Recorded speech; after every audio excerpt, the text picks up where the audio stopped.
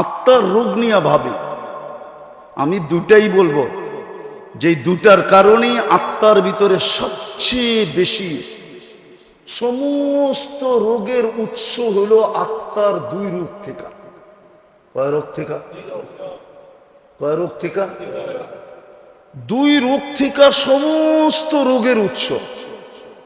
যেমন ডায়াবেটিস হইলে ডাক্তার বলে আর কোনো রোগের আপনার দরকার হবে না, যদি কন্ট্রোল না থাকলো তাহলে সব রোগ আপনার ভিতরে হবে, কেননা এটা উম্মুল আমরাজ, সমস্ত রোগের মা। মাদার কি ইংলিশে জানি কি বলে, সমস্ত রোগের মা ইংলিশ কি? হ্যাঁ, সমস্ত রোগের মা। ঠিক আধ্যাত্মিক সমস্ত রোগের মা হইল দুটা। কয়টা? কয়টা? এই জন্য আল্লাহ রসুল বড় চিৎকার দিয়া বলছেন, আখাফু মা খাফু আলাইকুম, আমি ভয় পাইতেছি, কান খুলা শোনো, আমি ভয় পাইতেছি তোমাদেরকে নিয়া। দুইবার বলছে আখাফু আখাফু, আমি তোমাদেরকে নিয়ে ভয় পাইতেছি। বলছে কি ইয়া রাসূলুল্লাহ? বলছে তাউলুল আমাল, লম্বা লম্বা আশা। প্রথম নাম্বার কি? লম্বা লম্বা লম্বা লম্বা। কার মনে নাই? বলছে ইয়া রাসূলুল্লাহ, লম্বা আশা হইলে কি হবে? তো বলছে তাউলুল আমাল ইউনসাল আখিরা, লম্বা আশা মানুষকে আখিরাত ভুলায় দেয়। আর যে আখিরাত ভুলা গেল, সে যা খুশি তা করতে পারবে, তার দ্বারা সবকিছু হওয়া সম্ভব। চুরি হওয়া সম্ভব, ডাকাতি হওয়া সম্ভব, ছিনতাই হওয়া সম্ভব, ইয়াবাহা বেচা সম্ভব, ইয়াবাহা নেওয়া সম্ভব, জুলুম করা সম্ভব, ছিনানো সম্ভব, এভরিথিং সম্ভব, যে আখিরাত ভুলে গেল। বলছে লম্বা আশা মানুষকে আখিরাত ভুলে দেয়। আর আখিরাত যার চোখের সামনে নাই, সে সব কিছু করতে পারে। ঘুষ, সুদ, জুলুম, সুলুম, যত কিছু হইতে পারে, অপকর্ম যাকে বলে, সমস্ত অপকর্ম তার দ্বারা হওয়া সম্ভব, যে আখিরাত ভুলা গেল। আজকে আমরা আখিরাত ভুলা গেছি। আখিরাত, আখিরাত যে ভুলা যায়, হায় হায় হায়, কসম খোদা, আখিরাত যার স্মরণ থাকে, কসম খোদার, ও তো পাও উঠাইতে পারে না। উঠাইতে গেলেও চিন্তা করে আখিরাত বনবে না বিগাড়বে, আখিরাত ঠিক হবে না বরবাদ হয়ে যাবে। ও তো পিঁপড়া পর্যন্ত মারতে পারে না, পিপিলিকা পর্যন্ত ওর হাতের আঙ্গুলের দ্বারা অহেতুক পদদলিত হইতে পারে না। কেননা পিঁপড়া আল্লাহর সৃষ্টি। কার সৃষ্টি? কার সৃষ্টি? কে সৃষ্টি করছে? মানুষ মারবে? এখন তো পিঁপড়া মারা কঠিন। কাউকে 5,000 টাকা দিয়া বলেন কুকুরটারে মার, ও হাসি দিয়া বলবে কুকুরটা কি করছে, ওরে মারমু। বলেন না একটা মানুষ মারতে, মেরা ফেলবো। তো কুকুর মারতে রাজি হবে না, ও মানুষ মারতে রাজি। নাইলে মুসলিম সমাজে মাদক, মুসলিম সমাজে মাদক, মুসলিম যুবক মাদকে আসক্ত, মুসলমান মাদক বেচে। ওলামা আমাকে বলো, এখানে যে ওলামা আছে, এটা কি তাসাব্বুর করা যায়? কি তাসাব্বুরাতের ভিতরে পড়ে যে মুসলমান মাদক বেচবে? আরে মুসলমান বাদ দিলাম, উম্মতে মুহাম্মদী মাদক বেচবে। উম্মতে মুহাম্মদী আপনার গ্রেড কত আপনি তো জানেনই না। যেমন আল্লাহর উপরে কিচ্ছু নাই, আল্লাহই একক, ঠিক মুহাম্মদুর রাসূলুল্লাহর উপরে কেউ নাই। আছে নাকি? এরকম উম্মতে মুহাম্মদীর উপরে কেউ নাই, আছে নাকি? আল্লাহ যেরকম আহাদ উলুহিয়াতের ভিতরে, রিসালাতের ভিতরে মুহাম্মদুর রাসূলুল্লাহ আহাদ। উম্মতিয়াতের ভিতরে উম্মতে মুহাম্মদী ও আহাদ। কি কুল হুয়াল্লাহ, উলুহিয়াতের ভিতরে আল্লাহ কি আহাদ, রিসালাতের ভিতরে মুহাম্মদুর রাসূলুল্লাহ আহাদ, উম্মতিয়াতের ভিতরে উম্মতে মুহাম্মদী আহাদ। না মানেন না? না রাত্রে ফেসবুকে বিরুদ্ধে লেখা শুরু করবেন?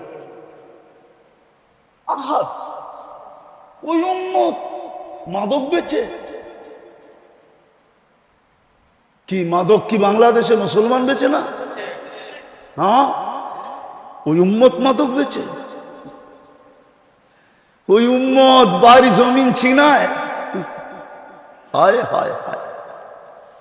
সর্বপ্রথম রোগ হইল তাউলুল আমাল, যেটার ফলাফল দাঁড়ায় আখিরাত ভুলা যায়। দ্বিতীয় রোগ হইল ইত্তেবাউল হাওয়া, মন চাহি জীবন। আমি শেষ জায়গায় চলে আসছি। মন চাহি জীবন, রব চাহি না, মন চাহি জীবন। কোরআন হাদিসের আলোকে জীবন না, মন চাহি জীবন। ইত্তেবাউল হাওয়া বলছে মন চাহি জীবন কি হবে? আফারাইতাখাযা মান ইত্তাখাযা ইলাহাহু হাওয়া।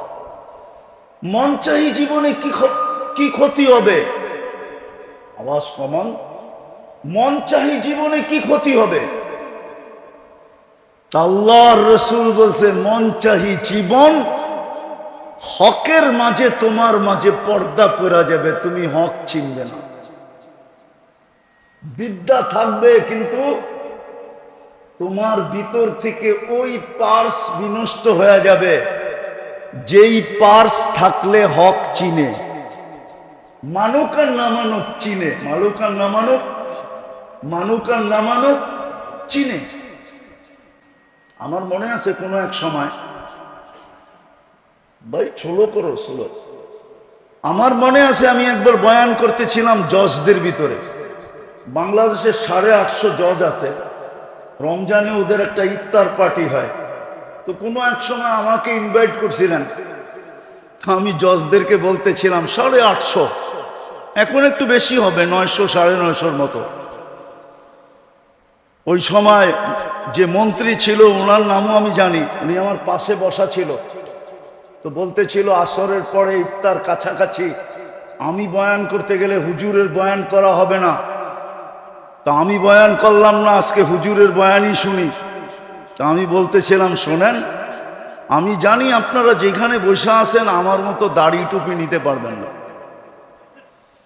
জুব্বা সুব্বা পাগড়ি সাগড়ি পড়তে পারবেন না, আমার বেশভূষা অবলম্বন করতে পারবেন না। কেন আপনারা যে চারটায় বসা আছে বলছিল আসা আইয়ান ফানা ও নাত্তাখিদাহু আলাদা, আমাদেরকে উপকার করবে। কেননা তুই তো আজ পর্যন্ত একটা বাচ্চা আমার কোলে দিতে পারস না, তুই তো পুরুষই না। যাও একটা আল্লাহ পাঠাইছে, চল, দুনিয়া তো জানে না এটা কার, আমাগো বইলেই ঘোষণা দিয়া দিমু। তো ফেরাউনের কোলে যখন দিতেছিল আর বলতেছিল আসা আইয়ান ফানা ও নাত্তাখিদাহু আলাদা, আমাদেরকে উপকার দিবে, আমরা সন্তান বানায় নিব। তো ফেরাউন জট কইরা বলে ফেলছে লাকি লাইসাদি, তোর হইলে হইতে পারে উপকার, আমার হবে না। তা আল্লাহর রাসূল বলছিল লাউ আকাররা লাহাদাহুল্লাহ, যদি ও ওই মুহূর্তে ইকরার করত, স্বীকারোক্তি দিত, আল্লাহ ওকেও হেদায়েত দিত। আমি বললাম হককে হক বইলা স্বীকার করা। তো বলতেছে হুজুর এটা তো সহজ। হক দ্বিতীয় হইল হককে কখনো ক্রিটিসাইজ না করা। আমার সমাজে দেখেন টকশোতে, কয়েকদিন আগেই শুনতেছিলাম একজনে টকশোতে বলতেছে মাদ্রাসাগুলা বলে গরিব বানানোর কারখানা। কি এত আস্তে নাউজুবিল্লাহ বললেন? আপনারও দেখা যায় ওর দলের, ঠিক না? মাদ্রাসাগুলো হলো গরিব বানানের কি কি কি আবার ও বলে সুশীল কি। তবে আমি আবার ওটার একটু সুশীল বলে না, আমি ওটারে আবার একটু মোটিফাই করছি, কেননা আমরা ছোটবেলায় শুনছিলাম শীল কি। আমাদের দেশে একটা জাতি ছিল শীল কি, চিনেন শীল কি? কি যে চিনেন চিনেন, যে চিনেন না ওরে আর চিনান দরকার নেই। তো সুশীল, এটা সুশীল না, এটা হলো সুশীল, শিক্ষিত শীল। মাদ্রাসায় বলে গরিব বানানোর কারখানা। দেখেন না এক একজন হুজুর করে নিয়ে কিভাবে ব্যঙ্গ করে, অথচ নিজে বিরাট বিরাট শিক্ষিত। ওই যে মনচাহি জীবন, ইত্তেবাউল হাওয়া, মনচাহি জীবন মানুষকে তার মাঝে আর হকের মাঝে পর্দা ঢেলা দেয়। শিক্ষা দীক্ষা সবকিছু থাকা সত্ত্বেও, যুক্তি তর্ক বোঝা সত্ত্বেও হককে মানে না। হক মানার ক্ষমতা তার ভিতর থেকে বিলুপ্ত হয়ে যায়। আর যার ভিতর থেকে হক মানার ক্ষমতা বিলুপ্ত হয়ে যায়, খোদার কসম ওকে দিয়া যা খুশি তা করার যায়। ওকে দিয়া সূর্যের আলো তো করানো যায়, আবার রাতের অন্ধকারও করানো যায়। হ্যাঁ হ্যাঁ, সূর্যের আলো তো করানো যায়। আমি আপনাদেরকে আঙ্গুল দিয়ে দেখাইতেছি না, আপনাদের সামনে প্রস্ফুটিত। নাহলে মানুষ মানুষকে পাখির মতো গুলি করে মারে কি করে, ঠিক না? মানুষ মানুষকে গুলি করে মারে কি করে? মানুষ মানুষকে মারে, আবার স্বজাতিকে মারে, স্বদেশীকে মারে, আবার স্বভাষাভাষীকে মারে। ভাষা এক, দেশ এক, জাত এক, পাখির মতো গুলি করে মারে। বোঝা গেল হক ওর কাছে নাই, হক ওর কাছে নাই, কেননা ওর মন চাহি জীবন হয়ে গেছে। এই দুটা রোগের থেকে আমাদেরকে বাঁচা উচিত। দুটা রোগের থেকে যদি বাঁচতে পারলেন, একটা হলো লম্বা আশা, যেটা আল্লাহ রসুল ইঙ্গিত দিছে, ইদা আসবাহতা ফালা তানতাযিরিল মাসা, যেটা বাংলার জমিনে আল্লাহ সত্যায়িত করছে, 1 মিনিটের নাই ভরসা। যে লেখছে, সে গাইছে স্টেজে, তার উপরে সত্যায়িত হয়েছে। ফিরোজ শাহী লেখছে, গাইছে, আর গাজীপুরের স্টেজে এই গান গাইতে যেয়ে মারা গেছে। আল্লাহ বুঝেইছে তুমি আশা লম্বা করো না, আশা যত খাটো করা যায়। আসবাহতা ফালা তানতাযিরিল মাসা।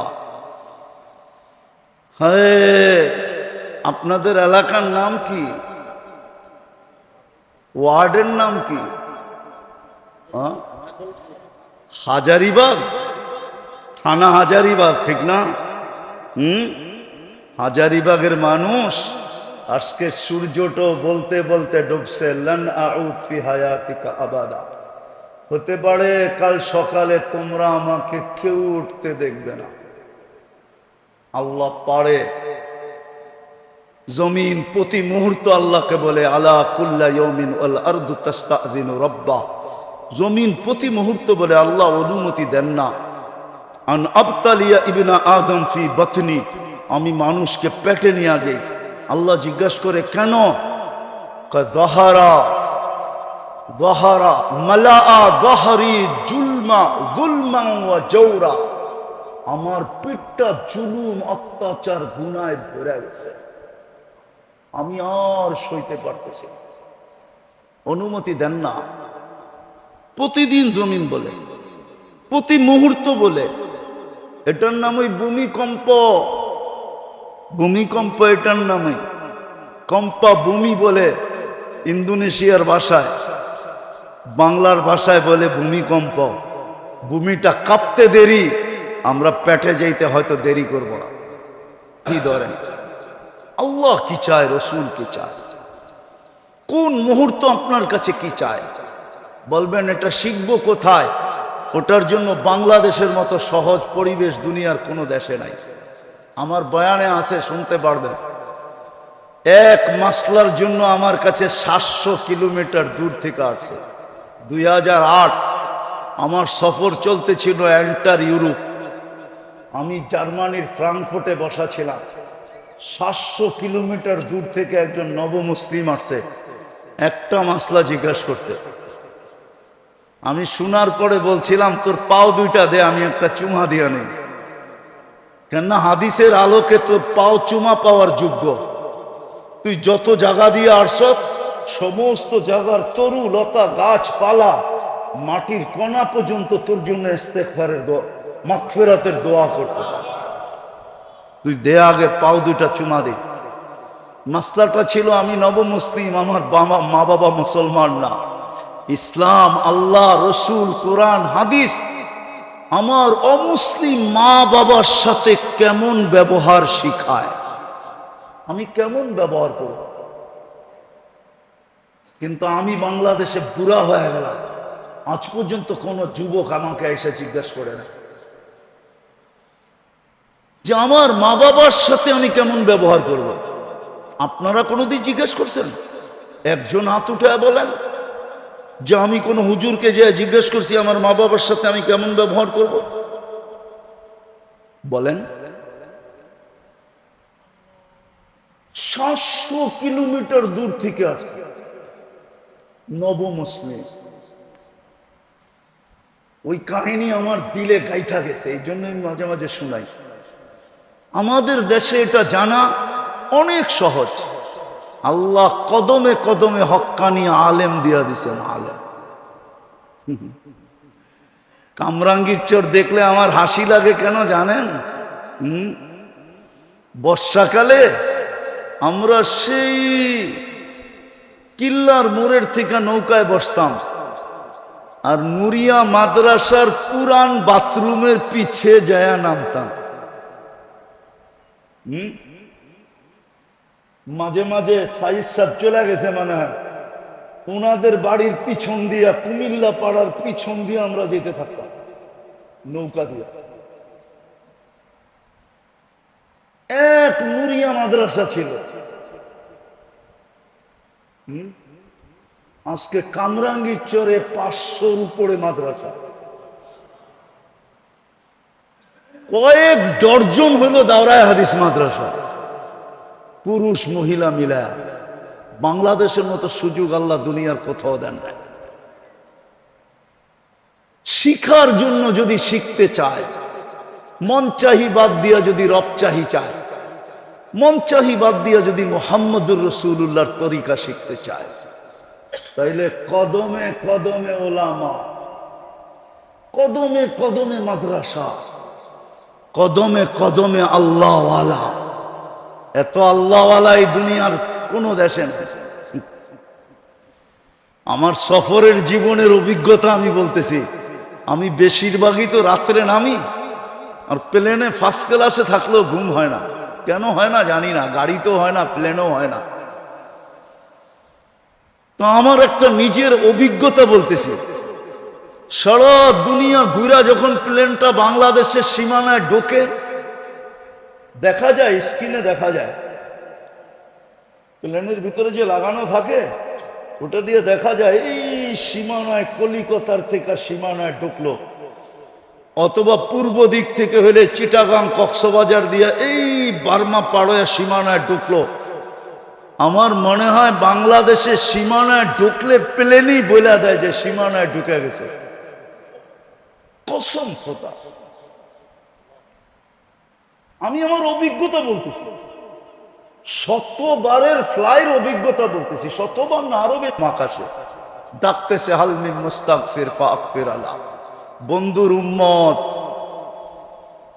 হায় হায় হায় বন্ধুর উম্মত, হাবিবুল হাবিবি হাবিবুল। আমরা বন্ধুর উম্মত, আর বন্ধু আল্লাহর বন্ধু, বন্ধুর বন্ধু বন্ধু। হাবিবুল হাবিবি হাবিবুল, বন্ধু আল্লাহর হাবিব, আমরা বন্ধুর হাবিব, আমরাও আল্লাহর হাবিব। এই জন্যই তো আমাদেরকে ডাইকা ডাইকা মাফ করতে চাইতেছেন। আর আজকে থেকে শিখেন ওলামাদের সোহবত, ওটার জন্য সোহবত লাগবে। সোহবত কি কি লাগবে? শুধু শুধু বলে নাই। শফি রহমতুল্লাহ আলাই, শেষ করে দিতেছি। শফি রহমতুল্লাহ আলাই একদিন থানবী রহমতুল্লাহ আলাইকে বলতেছিলেন, কেননা আগে হাফিজ জুজুরও দেখতাম মসনবী শরীফের খুব শেয়ার পড়তেন। হাকিম আখতার সাহেব রহমতুল্লাহ আলাইও দেখতাম মসনবী শরীফের খুব শেয়ার পড়তেন। তো থানবী রহমতুল্লাহ আলাইও খুব পড়তেন। তো শফি সাহেব রহমতুল্লাহ আলাই বলতেছে, কয় শোয়ারারা, শায়েররা, মসনবী তো শের না, শায়েররা অতিরঞ্জিত বেশি করে। তো বলছে, থানবী রহমতুল্লাহ আলাই জিজ্ঞাসা করছে, কি অতিরঞ্জিত?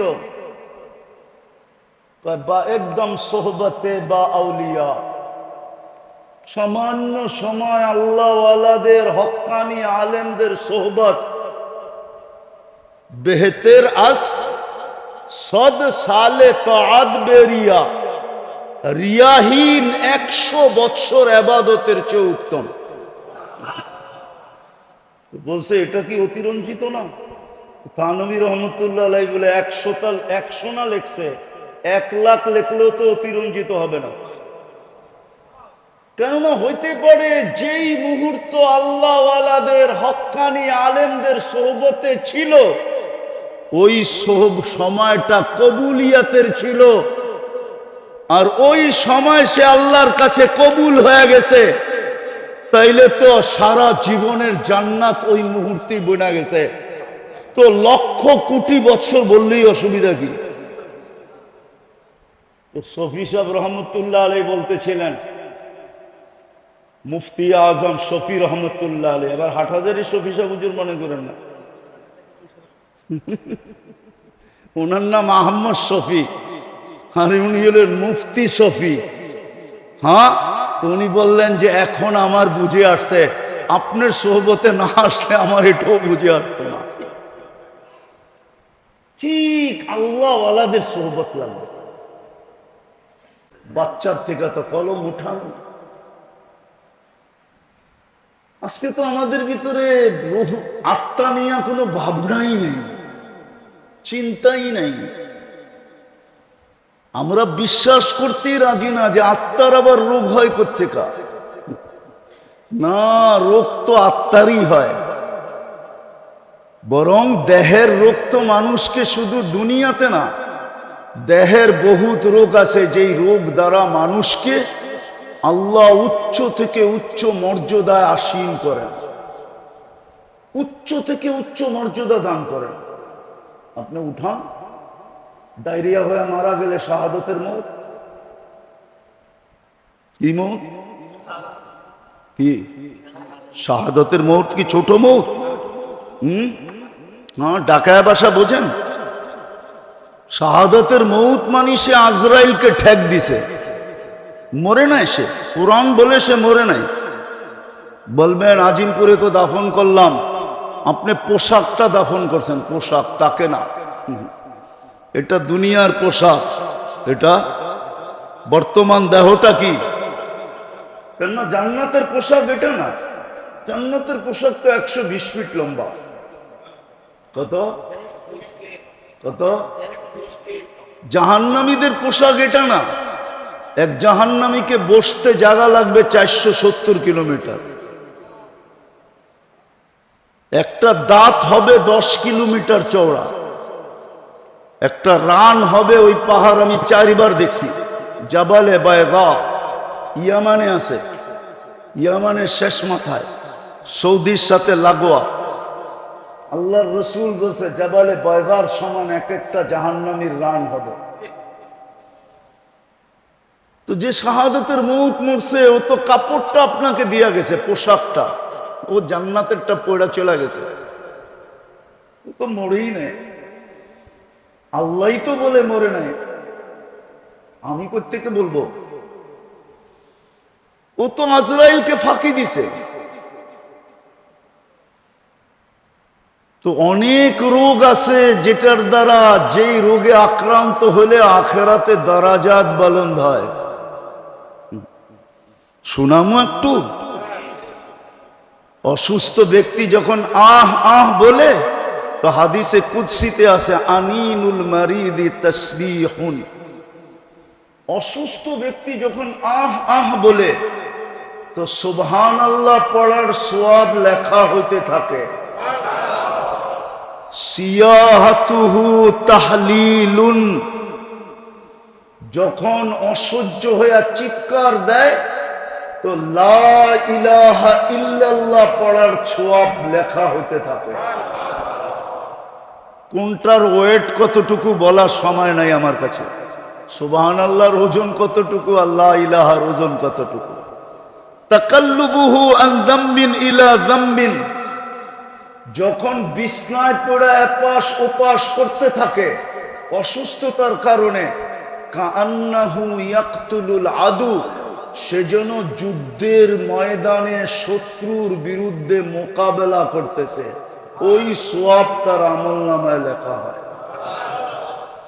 সংক্ষেপ করতেছি, কুল্লু আমালিন কানা ইয়ামালু ফিস সিহা ইউক্তাবু কুল্লু আমালিন কানা ইয়াহমালু ফিস সিহা। সুস্থ অবস্থায় যত আমল করত, সমস্ত আমল তার আমল নামায় ফেরেশতা লিখতে থাকে। যদি সুস্থ হয়ে যায়, আল্লাহ সুস্থতা দেন, তো কায়াউমিন ওয়ালাদাতহু উম্মু, মা যেরকম জন্ম দিল নিষ্পাপ, এরকম নিষ্পাপ সুস্থ হয়ে দাঁড়ায় যায়। আর যদি দুনিয়ার থেকে চলেই গেল, তা আল্লাহ বলে তোকে নিষ্পাপ বানায়া আমি দুনিয়ার থেকে উঠায় নি। শারীরিক রোগ তো মানুষকে এতটুকু উপকার করে, কিন্তু আত্মার রোগ না। আত্মার রোগ মানুষকে ডুবায় দেয়। দুনিয়া তো ডুবায় দেয়, আখেরাত তো ডুবায় দেয়। দুনিয়ায়ও তার দ্বারা হাজারো মানুষ অতিষ্ঠ হয়, লক্ষ কোটি মানুষ অতিষ্ঠ হয়। আমার সমাজে যা কিছু দেখতেছেন, চুরি ডাকাতি, রাহজানি ছিনতাই, মাদক সাধক, দুর্নীতি সুরনীতি, জুলুম জবর, যা কিছু দেখতেছেন আমার সমাজে, সব আত্মার রোগের কারণে, শরীরের রোগের কারণে, সব আত্মার রোগ। হ্যাঁ, এই জন্যই তো আল্লাহর রাসূল বলছেন, একদিন আসবে হাওয়া ফিহি কাইদুল ইলমি, আমার উম্মত বিদ্বান হবে কিন্তু বিদ্যার আলোকে চলবে না, ও বিদ্যাকে স্বার্থ সিদ্ধির জন্য ব্যবহার করবে। তখন কি হবে? আল্লাহর রাসূল বলেছে কুবিলাতির রাশা, তখন ঘুষ রীতিতে নীতিতে রূপান্তরিত হবে। যদিও গ্রাজুয়েটে পাশ হবে না, অ্যাসেম্বলিতে পাশ হবে না ঘুষ, কিন্তু পাশ হইলে যতটুকু না হইতো এর চেয়ে বেশি ঘুষের ব্যাপকতা হবে। ঘুষ নাই কোন সেক্টরে, নাই কোথায়? ঘুষ ছাড়া কিছু আছে? হ্যাঁ, আত্মার রোগ। বলছে তারপরে কি হবে? বলছে উমিতাতিস সালাহ, তারপরে তোমরা বেয়াদব হয়ে যাবে। আমি তো বলি বেয়াদব, এই হাদিসের তর্জমা করতেছি আমি বেয়াদব। আল্লাহ ডাকলো তারপরও আসলো না, ওর চেয়ে বড় বেয়াদবকে? মালিক ডাকলো আসলো না, তাইলে কি ও আদবালা নাকি? কি হ্যাঁ, ও তো হলো বিশ্ব বেয়াদব। সৃষ্টির ভিতরে সবচেয়ে বড় বেয়াদব উমিতাতিস সালাহ, যখন নামাজ ছেড়া দেয়। আত্মার রোগেই সবকিছু হয়, শরীরের রোগ মানুষকে বেশি ক্ষতি করে না, এটা বেশি দূর পর্যন্ত গড়ায় না। যদিও বলে করুণা সবার বাতের ভিতরে ছড়ায়া যাবে, হইতে পারে, কিন্তু আমি এটা বিশ্বাস করি না। যদি হইতো এরকমই, তাহলে সারা দুনিয়ায় 2020-এ বাংলাদেশে বলছিল সবচেয়ে বেশি বিপর্যয় হবে বাংলাদেশে। কোথায়? ঠিক না? আর সবচেয়ে বেশি কম বিপর্যয় হয়েছে বাংলাদেশে। ঠিক না? ঠিক না? হ্যাঁ, দুনিয়ার সার্ভে যে সবচেয়ে বেশি মাস্ক বিক্রি হয়েছে কম বাংলাদেশে। কেন? একটা দিয়ে তো 3 বছর চালাইছে, যদিও ওয়ান টাইম। একটা দিয়ে কয় বছর? কি কয় বছর? হ্যাঁ, মাঝে মাঝে মাস্কও ওর কাছে পানা ছেকো। আর কত? আমি তো ওয়ান টাইমের, তুই তো 3 বছর কাটায় দিলি, এইবার ফালা। ও বলে আবার যদি ঘুরে আসে তাহলে আবার ব্যবহার করবো তোকে। এরকম বাঙালি। ঠিক না? 1 নম্বরে WHO তে বাংলাদেশের নাম। যান আপনি নেটে যে সার্চ দেন, করোনা প্রতিরোধ করার ভিতরে কোন দেশ 1 নম্বরে, প্রথম নামটা পাবেন বাংলাদেশ। আল্লাহ এই দেশে বিপর্যয় দেয় না। এটারও একটা কারণ আছে, আপনারা মানবেন কি মানবেন না জানি না। আমি দুনিয়া খুইয়া কারণ বাহির করছি। আল্লাহ আমাকে দুনিয়া অনেক দেখাইছে, এত দুনিয়া দেখাইছে যে আমি আল্লাহ শুকরিয়া আদায় করে শেষ করতে পারবো না। আল্লাহ আমাকে এত দুনিয়া দেখাইছে, এত মাকামাত দেখাইছে। কোরআনে যত মাকামাত আছে আল্লাহ আমাকে দেখাইছে। যত নবীদের চিহ্নিত কবর আছে আল্লাহ আমাকে দেখাইছে। 1.25 লক্ষ সাহাবাদের ভিতর থেকে 2-1000 বা 4000 বাদ হইতে পারে, বাকি সব আমাকে দেখাইছে। বড় বড় আল্লাহওয়ালাদের মাকাম দেখছি, আমি জায়গা দেখছি, আল্লাহ আমাকে দেখাইছে। বিদায় আমি ঘুরা বলতেছি বাংলাদেশ বিপর্যয় হয় না, কারণ আছে। কেননা বাংলাদেশের মতো 40,000 হেফজোখানা দুনিয়ার এত ছোট দেশে কোথাও নাই। আর হেফজোখানার নিয়ম হইল ওরা সকাল সুবে সাদেক হওয়ার 1 ঘন্টা আগে ওঠে।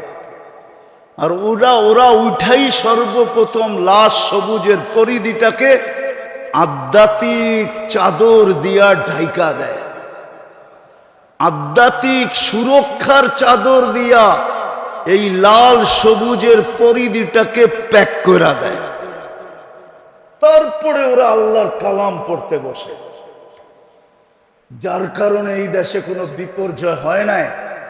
আর আমার বিশ্বাস যতদিন পর্যন্ত এই হেফজোখানাগুলা দাঁড়ায় থাকবে, টিকা থাকবে, চলমান থাকবে, এই জমিনে কোনোদিন বিপর্যয় হবে না। এই জমিনের মতো মসজিদ কোনো জমিনে নাই, এত ঘন ঘন, এত কদমে কদমে। এই জমিনের মতো এরকম দাড়ি টুপি দুনিয়ার কোথাও নাই। এই জমিনের মতো আলেম ওলামার দুনিয়ার কোথাও নাই। এই জমিনের মতো পর্দা নিশিন দুনিয়ার কোথাও। হ্যাঁ, এই জমিনের মতো পাগল, আপনি গরিব বলতেছি আবার রাগ হয়ে যায় না, 11:15 বাজতে চলছে, এরকম পাগল হয়ে বয়ে রয়েছে এরকম মানুষ দুনিয়ার কোনো দেশে নাই। এই জন্যই পাগল বললাম। রাগ হয়ে গেলেন? আল্লাহ আল্লাহর রসুলের পাগল এরকম দুনিয়ার কোনো দেশে নেই। আমি গুড়া বলতেছি, গুড়া। 7 মহাদেশ আমার দেখা শেষ, আলহামদুলিল্লাহ। বছরে 2-4 বার আসে, এরকম অহংকার করে বলতেছি না যে আমি 2 বেলার খানা 2 মহাদেশে খাই। আবার কখনো 3 বেলাই 3 মহাদেশে খাই। সকালে নাস্তা 1 মহাদেশে, তো দুপুরে আরেক মহাদেশে, রাত্রে যায় দেখা যায় আরেক মহাদেশে। এই জন্য আমি আমার দেশ নিয়ে খুব গৌরব করি। এই জন্য আমি আমার দেশ খুব বলি। আমার দেশের মতো দেশ নাই দুনিয়াতে। মক্কা মদিনা ভিন্ন জিনিস, ওটা নিয়ে তুলনা চলে না।